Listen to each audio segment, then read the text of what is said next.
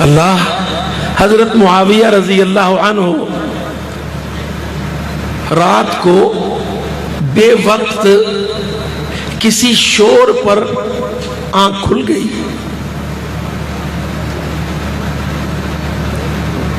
کسی شور پر آنکھ کھل گئی.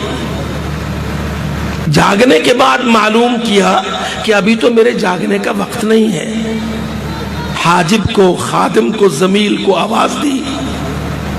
جو قریب ہی باہر پہرے پر تھا، موجود تھا، اس کو پوچھا یہ کیا آواز تھی جس نے مجھے جگا دیا؟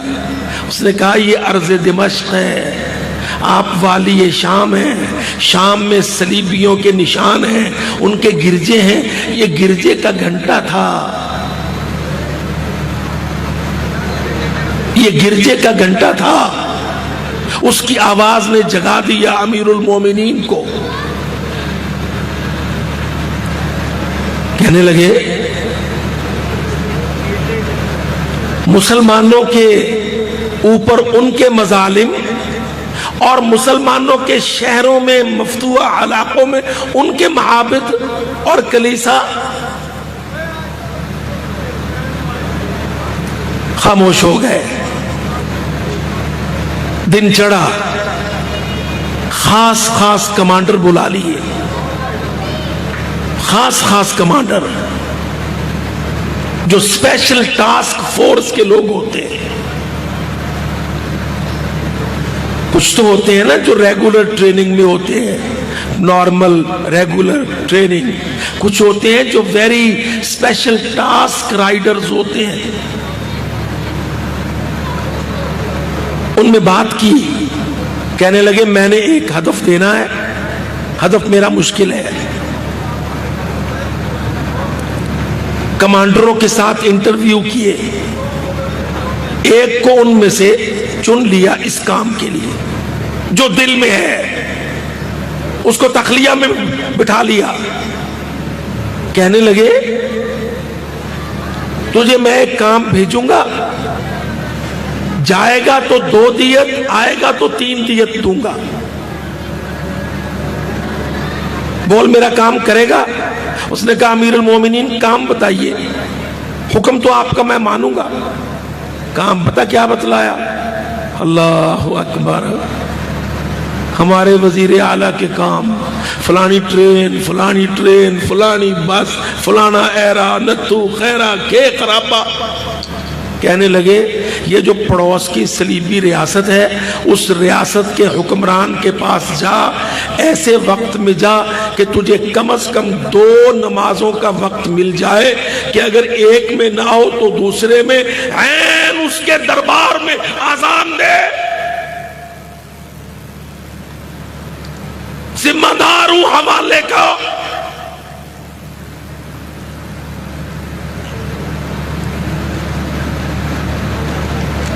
تیری ذمہ داری اسپیشل ٹاسک. میں امیر المومنین حضرت معاویہ کیا فرماتے ہیں؟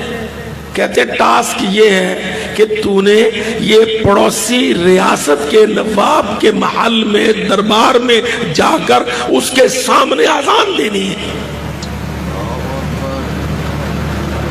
جاتے ہوئے 2 دیت انعام، آتے ہوئے 3 دیت انعام.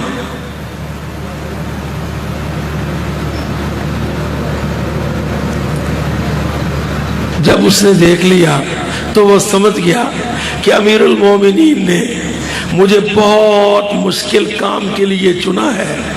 جاؤں گا تو 200 دیت دے دیں گے، پر آؤں گا تو اللہ ہی جانتا ہے نا.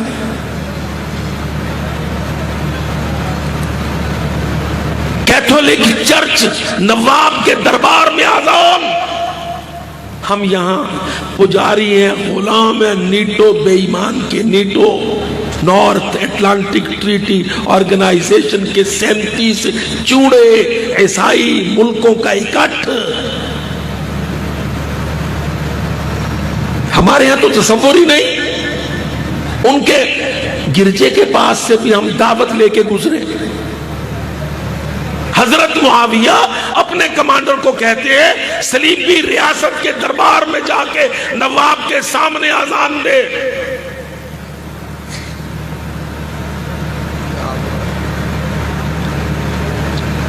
پتہ نہیں کہاں سے پڑھتے ہیں یہ وزیر اعلیٰ اور یہ وزیر اعظم، قسم اللہ کی یہ تو چپڑاسیوں کے لائق لوگ نہیں ہوتے. ان کا نہ ویژن، نہ ان کے اندر ڈپلومیسی، نہ قومی حمیت، نہ سیاست.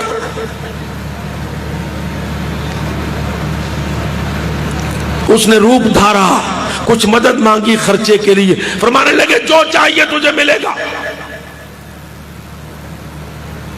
میں بہت قصہ مختصر کروں، حضرت مولانا کی گفتگو کہ آپ منتظر.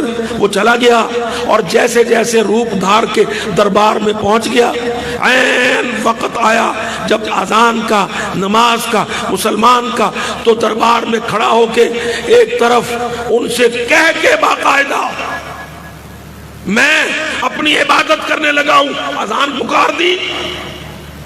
وہ دوڑے اس کو مارنے کو تلواریں لے کر، پر وہ جو گورنر تھا نا اس ریاست کا، اس نے ڈانٹ کے لوگوں کو پیچھے کیا، سختی سے ڈانٹا اپنے نوکروں کو، کوئی اس سے تعرض نہ کرے. وہ بیچارے اس کے حکم پہ چپ ہو گئے.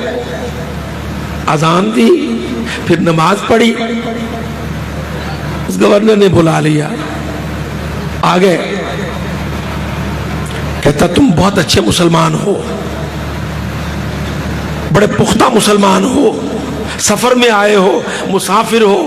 میں مسافروں کو انعام و اکرام دیتا ہوں، تو کافی کچھ دے کے لاد دیا اور بھیج دیا. بعد میں اپنے کمانڈروں سے، اپنے جرنیلوں سے کہنے لگا بدبختو، اگر تم اس کی اذان پر اس کو شہید کر دیتے، تم جاہل لوگ ہو، تم کو پتہ نہیں ہمارے گرجے ہیں، ہمارے گھنٹے ہیں، ہماری عبادتیں ہیں، ہمارے بھجن گاتے ہیں ہم. یہ معاویہ رضی اللہ عنہ کا جاسوس تھا، سکیم تھی. اگر میرے دربار میں تم اس مسلمان کو مار دیتے، اس کو بنیاد بنا کے پورے شام کے گرجے معاویہ نے ایک دن میں ختم کر دینے تھے.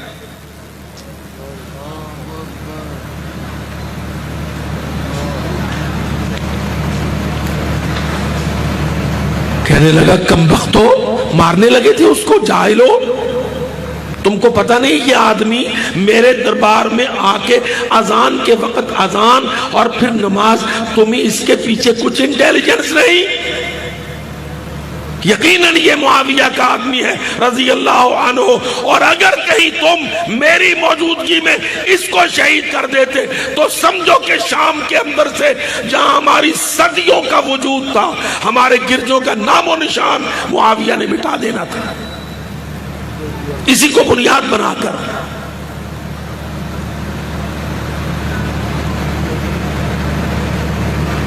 کتنا ذکر کرتے ہیں ہم تاریخ میں معتصم کا. معتصم کا کیا کیریکٹر تھا؟